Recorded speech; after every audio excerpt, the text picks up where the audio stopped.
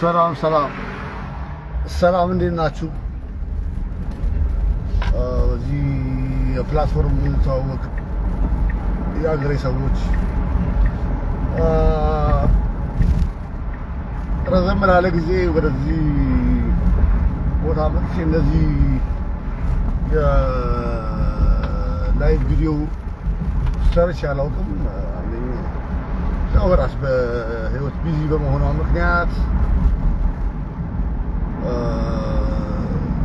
እንደዚህ አይነት ቪዲዮዎችን ለመስራት አልቻልኩም። አሁን ግን ሁለት ሀሳቦች አይምሮ ውስጥ መጡና እነሱን ወደ እናንተ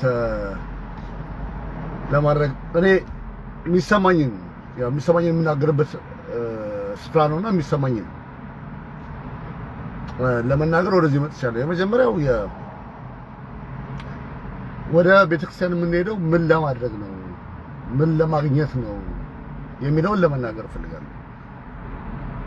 የኦርቶዶክስ ሃይማኖት እምነት ተከታይ ነኝ።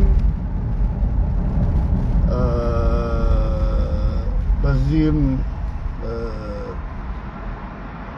ልጆቼንም በዛው መንገድ እንዲቀጥሉ አሁንም ቤተክርስቲያን ጥያቸውን የመጣሁት ወደ ላነሳቸው እየሄድኩ ነው። በዛው አጋጣሚ የተሰማኝን ስሜት ልሳለም በደረስኩበት ሞመንት የተሰማኝን ስሜት ነው አሁንም አንጸባረቅላችሁና ልጅም ሆኜ አሁን ቤተክርስቲያን ልሳለም በሚሄድበት ሞመንት ወደ ቤተክርስቲያን ሲሄድ ቤተክርስቲያን ቅጥር ስደርስ የሚሰማኝ ስሜት ምንድነው? የመረጋጋት ካልም የመሆን ስሜት ይሰማኛል።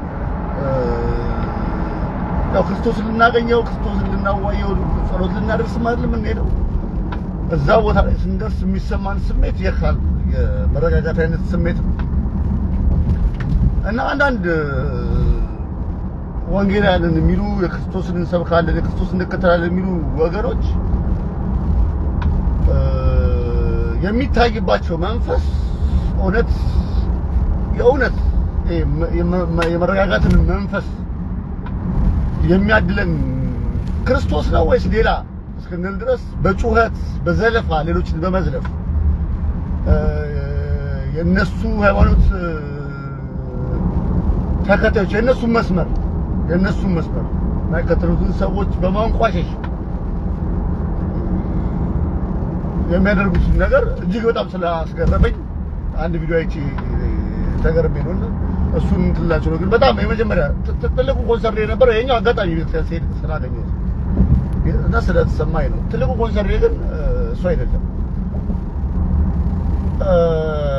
በሚሊኒየም አዳራሽ ቦሌ የሚገኘው ሚሊኒየም አዳራሽ ላለፉት 3 ቀናት ለኢትዮጵያ ሀገራዊ ምክክር ኮሚሽን አጀንዳ የማስያዝ ስራ ተሰርቷል። በዛም ውስጥ የመከላከያ ሰራዊቱ አባላት ያሰሩት አጀንዳ እጅግ በጣም የሚገርም በጣም ለረጅም ጊዜ ስንታገለት የነበረው ሰዎች ሐሳባችንን በቃ በዚህ መንገድ ቢሆን ብለን የምናስበውና ስንታገለት የነበረው ነገር ስለመጣ እጅግ በጣም ደስ ብሎኛል። ሌላው የክልሎች አወቃቀርን በተመለከተ የጠየቅነው ጥያቄ ነበር። በፊትም ቋንቋን መሰረት ያደረገ የክልሎች አወቃቀርና የብሔር ፌዴራሊዝሙ ለሀገር እድገት ምን አይነት አስተዋጽኦ ያደርጋል? እንደገና አሁንስ ያለን መቆራቆዝ ይሄንን ተከትሎ አይደለም የሚል ጥያቄ ነበረ። እሱም ታሳቢ ተደርጎ በአጀንዳነት እንዲያዝ ለምክክር ኮሚሽኑ ቀርቧል። የህገ መንግስቱ ጉዳይ ለምክክር ኮሚሽኑ ቀርቧል። ህገ መንግስቱ እንዲሻሻል ህገ መንግስቱ እንዲለወጥ የሚጠይቅ የምክክር ኮሚሽኑ ላይ ጥያቄ ተነስቶ ጥያቄው ቀርቧል፣ አጀንዳ እንዲያዝላቸው። ይሄ ደግሞ በጣም ብዙ ግንቦት ሰባትን አርበኞች ግንቦት ሰባት ይደግፍ እንደነበረ ወጣት ከዛ በፊት ከ97 ዓመተ ምህረት ጀምሮ ፖለቲካውን የኢትዮጵያን ፖለቲካ ወጣ ገባ እያልን ብንከታተል የነበረን ሰዎች የምንጠይቀው አይነት ጥያቄ ነውና ያኔም የህገ መንግስት ጥያቄ አንደኛው ትልቁ ጥያቄ ነበር። በ97 ዓመተ ምህረት ምርጫ ቅንጅትን በጣም ከፊት ከሰለፉት ነገሮች አንዱ የህገ መንግስቱ ጥያቄ ነው። ህገ መንግስቱ መሻሻል አለበት። የብሔር ፌዴራሊዝሙ ቋንቋን መሰረት ያደረገ ከሚሆን ይልቅ የጂኦግራፊ አቀማመጥን መሰረት ያደረገ ቢሆን አንደኛ ስራ ለመስራት ፈጣን ያደርጋል፣ የስራ ቅልጥፍና ይጨምራል። ሁለተኛ ደግሞ ሰዎችንም ከእንግልት ይገላግላል የሚል ነበረ። እሱ አሁን በአጀንዳነት ተይዞ ለውይይት ቀርቧል። which is ከምንጠይቃቸው ጥያቄዎች አንዴ እንጠይቃቸው ከነበሩ ጥያቄዎች አብዛኞቹ ለውይይት ቀርበዋል።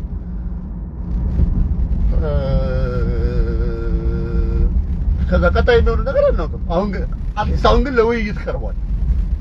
አጀንዳ ማስያዝ ነው ትልቁ ነገር። ከዛ በኋላ ለፓርላማ የሚቀርቡ ከዛ የሚጸድቁ ነገሮች ናቸው። ነገር ግን አትሊስት ለውይይት ቀርቧል። የሆነ የተከፈተ ነገር አለ። ለውይይት ቀርቦ ሀሳባችንን እዛ ቦታ አቅርበን ምናምን ወደ ጠረጴዛ መምጣት ነበር ትልቁ ጥያቄ። ወደ ጠረጴዛ መምጣት ከዛ በኋላ ምላሽ ማግኘት ነው። የምንፈልገው ነገር በአጀንዳነት ተይዟል። ከዛ በኋላ የምንፈልገው ነገር ደግሞ በአጀንዳነት መያዙ ብቻ ሳይሆን የምንፈልገው ነገር መጽደቁ እኛ በምንፈልገው መንገድ መሄዱን ማየት ነው ያለብን። እስከዛ ድረስ ግን አሁን ጠረጴዛ ላይ ተቀምጠው የነበሩ ሰዎች፣ አጀንዳ ያስያዙ ሰዎች ከነማን ጋር ተቀመጡ የኛ ጉዳይ አይደለም። እኔ ፕሮፌሰር ብርሃኑ ነጋ ከጌታቸው ረዳ ጋር ስለተቀመጠ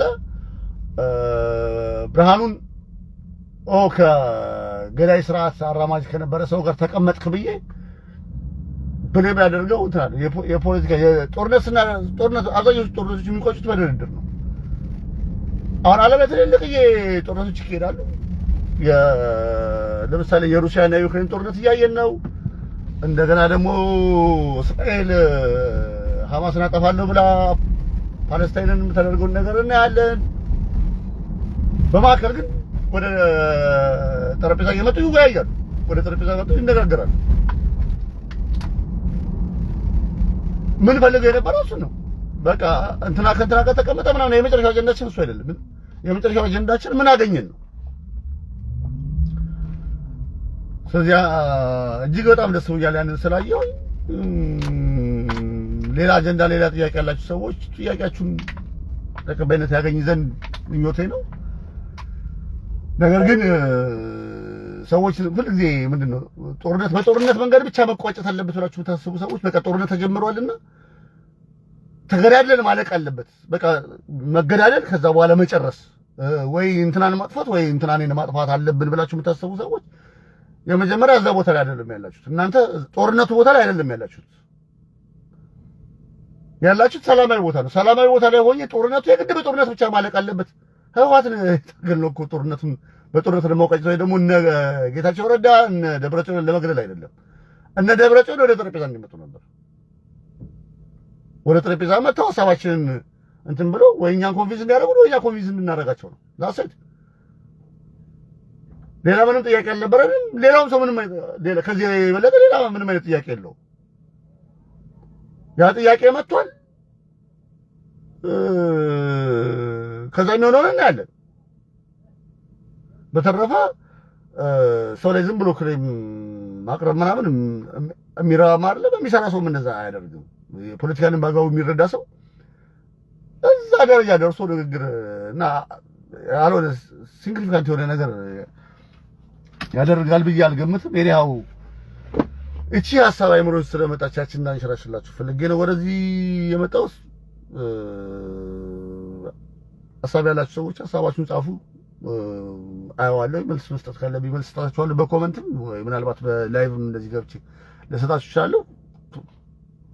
ቶሎ ባልሰጣችሁም እዚሁ ላይ ኮሜንት አርጌ የኮሜንታችሁ መልስ ልመልስላችሁ ይችላል። እኔው ስላዳመጣችሁኝ ሁለቱም ሶስት መሆናችሁ ስላዳመጣችሁኝ አመሰግናለሁ። ታንኪዩ ባይ ባይ።